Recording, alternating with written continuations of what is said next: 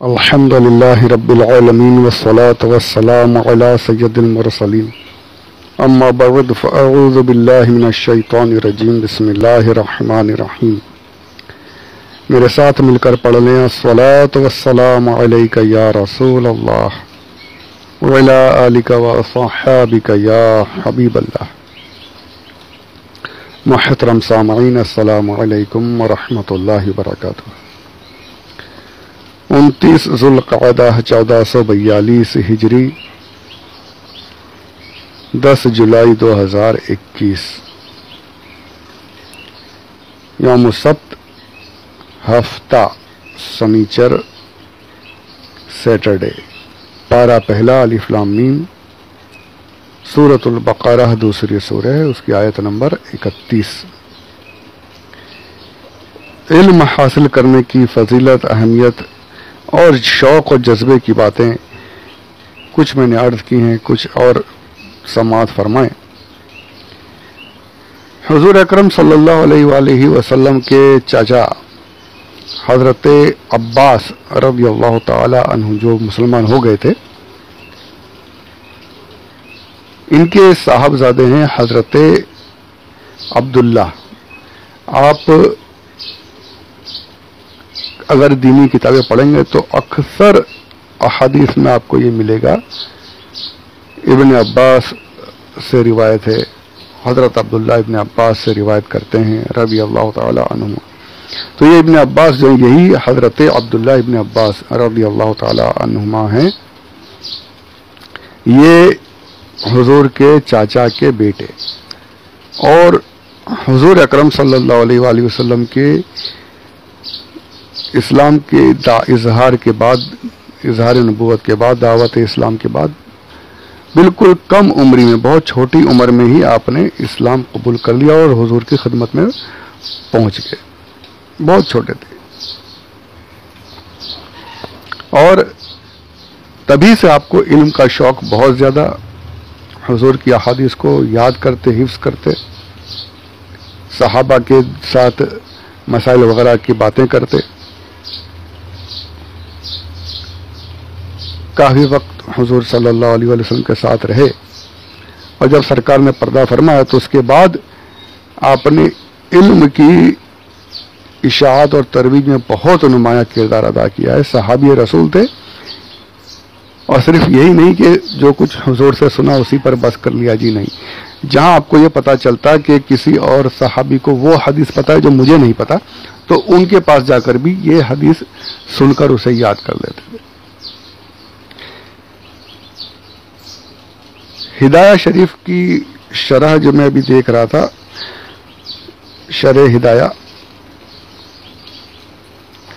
فیوزات رضویہ کے نام سے یہ شرح ہے، اس کی پہلی جلد، اس کا صفحہ نمبر 27، اس میں آپ خود یہ بیان کرتے ہیں کہ جب حضور اکرم صلی اللہ علیہ وآلہ وسلم نے اس دنیا سے پردہ فرمایا، وفات پائی، تو میں نے ایک انصاری صحابی تھے، ان سے کہا کہ آج کل یہ وقت ایسا کہ بہت سے صحابہ بھی ہمارے سامنے موجود ہیں، ان سب سے قصب فیض کرنا چاہیے، ان سب سے ملیں، احادیث وغیرہ ان سے حاصل کر لیں۔ ایک اپنے ساتھ والے صحابی سے، انصاری سے کہا انہوں نے کہ سب سے سیکھ لینا چاہیے، پتہ کر لینا چاہیے کون کون سی حدیثیں، یاد کر لینا چاہیے۔ تو وہ جو دوسرے صحابی تو انہوں نے کہا، تعجب کی بات ہے، کیا آپ یہ سمجھتے ہیں کہ لوگ آپ کے پاس دینی مسائل دریافت کرنے کے لیے آیا کریں گے؟ ان صحابی نے اتنا دھیان نہیں دیا۔ کیا آپ کو ایسا لگتا ہے کہ لوگ آپ سے مسائل آ کر پوچھیں گے، دینی مسائل؟ پر حضرت عبداللہ ابن عباس کہتے ہیں کہ میں نے ان کی بات پر دھیان نہیں دیا، اور صحابہ کرام سے احادیث اور علم حاصل کرنے کا، فیض حاصل کرنے کا آغاز کر دیا۔ جہاں جہاں جس صحابی سے جو حدیث پاک انہوں نے نہیں سنی ہوتی، کسی اور صحابی نے سنی ہوتی، وہاں جا کر ان سے سنتے، یاد کرتے۔ خود فرماتے ہیں کہ کبھی کبھار ایسا، بہت سی مرتبہ ایسا، بسا اوقات ایسا ہوتا کہ کسی شخص کے بارے میں مجھے پتا چلتا کہ انہیں نبی اکرم صلی اللہ علیہ وآلہ وسلم کی کوئی حدیث یاد ہے اور میں ان کے گھر پر پہنچ جاتا، ان کے مطلب پتہ چلتا تو سفر کرتے ہوئے ان کے پاس پہنچ جاتا. جب میں ان کے گھر کے دروازے پر پہنچتا تو پتہ چلتا کہ وہ گھر میں آرام فرما رہے ہیں. یہ عرب کا دستور ہے، وہاں دوپہر کے وقت میں آرام کرتے ہیں. میں اسی حالت میں اپنی چادر کو تکیہ بنائے ان کے دروازے کے سامنے لیٹ جاتا، وہیں مٹی پر ریت پر ہی لیٹ جاتے کہ جب یہ اٹھیں گے تو پھر بات ہوگی. ہوا کے جھونکے آتے اور مجھ پر مٹی اڑاتے ہوئے گزر جاتے ہیں. خوب گرد و غبار بھی اڑ رہی ہے، ریت بھی اڑ رہی ہے، پر یہ آپ اپنا دروازے پر پڑے ہوئے ہیں. جب ان کا وقت ہوتا آنکھ کھلتی، گھر سے باہر آتے، گھر کا مالک باہر نکل کر دیکھتا کہ ارے تو حضرت عبداللہ ابن عباس ہیں، تو فوراً مجھ سے ارے اے رسول اللہ کریم صلی اللہ علیہ وآلہ وسلم کے چچا زاد بھائی، آپ کیسے تشریف لائے، مجھے اٹھا دیتے، مجھے جگہ لیتے. تو یہ آپ کہتے کہ میں کہتا کہ مجھے ہی آنا چاہیے تھا، آپ کو بلانے کی بجائے مجھے آپ کے پاس آنا چاہیے کہ مجھے علم حاصل کرنا ہے، مجھے آپ سے سیکھنا ہے. میں نے ایسا سنا کہ آپ کے پاس ایک حدیث پاک ہے، میں وہ حدیث آپ سے سننے کے لیے آیا ہوں. اس طریقے سے آپ نے علم حدیث حاصل کیا. تو وہ صحابی جنہوں نے کہا تھا کہ کیا آپ کو ایسا لگتا ہے کہ لوگ آپ سے علمی مسائل سیکھیں گے، جنہوں نے کسب علم حدیث وغیرہ حاصل کرنے سے پیچھے رہ گئے تھے، وہ خود کہتے ہیں کہ میں نے دیکھا، اپنی آنکھوں سے دیکھا کہ لوگ حضرت عبداللہ ابن عباس رضی اللہ تعالی عنہ کے گرد گروہ بنا کر جمع ہیں. کیوں؟ ان سے مسائل پوچھنے کے لیے. آپ کے پاس علم تھا، لوگ آپ کے آس پاس جمع ہونے لگے، یعنی جو صحابہ کے بعد والے تھے وہ آ کر آپ سے پوچھتے، مسائل دریافت کرتے، تفسیر پوچھتے، حدیث پاک پوچھتے کہ آپ نے حضور سے سنا یہ فلاں صحابی سے. ان کے پاس بہت خزانہ جمع ہو گیا تھا، انہوں نے اس طریقے سے حاصل کی تھی. اب یہاں پر یہ دیکھنے کی بات ہے، حضرت عبداللہ ابن عباس رضی اللہ تعالیٰ عنہما کا بہت بڑا حصہ ہے اسلامی روایت میں. بہت سی ایک تفسیر بھی آپ کے نام سے منسوب ہے، پر وہ علماء اہل سنت کے نزدیک تفسیر جو ہے وہ معتبر نہیں ہے، اس میں دوسرے بھی خلط ملط کر دیا گیا بہت کچھ. حالانکہ آپ سے بہت سی روایتیں موجود ہیں، بہت کچھ ہر جگہ پر آپ کا نام آپ کو ملے گا ہی. ابن عباس رضی اللہ تعالی عنہ روایت کرتے ہیں، حضرت عبداللہ ابن عباس رضی اللہ عنہما روایت کرتے ہیں، اس طریقے سے. تو یہاں پر میرا بتانے کا مقصد یہ تھا کہ وہ کون ہیں؟ رسول اللہ صلی اللہ تعالی علیہ وآلہ وسلم کے چاچا کے بیٹے، یعنی حضور کے چچا زاد بھائی، خود صحابی، اتنا بڑا مقام، اتنا بڑا مرتبہ، اس کے باوجود علم حاصل کرنے کے لیے جہاں پتہ چلتا کہ یہاں علم کی بات ہے، یہاں حدیث شریف ہے، وہاں پہنچ جاتے، خود پہنچ جاتے، اور جا کر کے اب عقل نہیں دکھا رہے کہ میں صحابی ہوں، میں حضور کا چچا زاد بھائی ہوں. عقل نہیں، بالکل عاجزی کے ساتھ وہیں پر آرام کر رہے ہیں، زمین پر ہی، اور علم حاصل کر رہے ہیں. اتنا بڑا مرتبہ ہونے کے بعد یہ حال ہے، ایسی عاجزی ہے اور ایسی تڑپ ہے. اور آج ہم تو کچھ ہیں بھی نہیں بھائی، ہماری تو کوئی گنتی نہیں، کوئی اوقات نہیں، اور پھر بھی ہمیں کوئی شوق ہے ہی نہیں. علم حاصل کرنے کا کوئی شوق نہیں ہمارے اندر، یقین مانیے نہیں ہے، الا ماشاء اللہ، اللہ جنہیں شوق عطا فرما دے. وہ طلب ہی نہیں ہے. اتنے آپ دیکھ لیجئے بیانات بھرے پڑے ہیں، لیکن ہم وہاں سے بیٹھے بیٹھے بھی سننے کو تیار نہیں ہیں. ہم سارا دن دوسرے کام کر سکتے ہیں نیٹ پر، لیکن بیان علماء کی بیانات، اچھا ہم سنتے بھی ہیں تو کیا سنتے ہیں پتہ ہے؟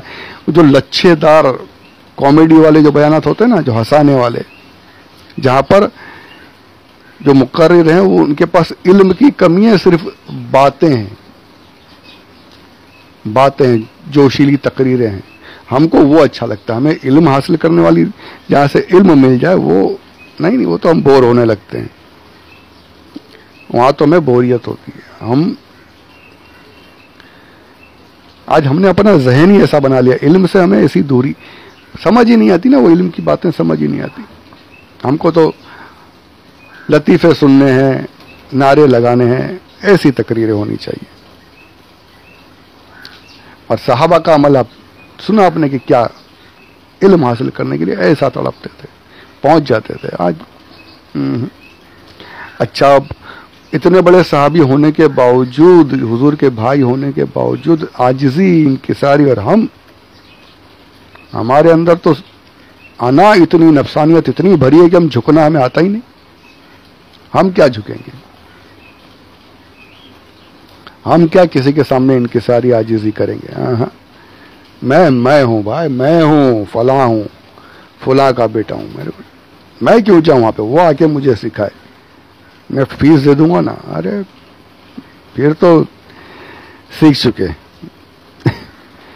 بہت یار، ہمیں بہت کچھ، ہمیں اپنے آپ کو بدلنا پڑے گا، بہت کچھ سمجھنا پڑے گا کہ ہم کیا کر رہے ہیں اور ہمارے اسلاف نے کیا کیا ہے، صحابہ کرام نے کیا کیا ہے، کیسی قربانیاں دی ہیں، کیسی عاجزی انکساری اختیار کی، کیسا شوق اور کیسا جذبہ اپنے دلوں میں رکھا ہے علم دین حاصل کرنے کا۔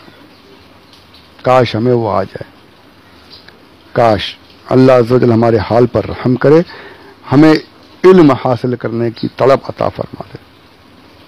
آمین بجاہ النبی الامین صلی اللہ علیہ وآلہ وسلم۔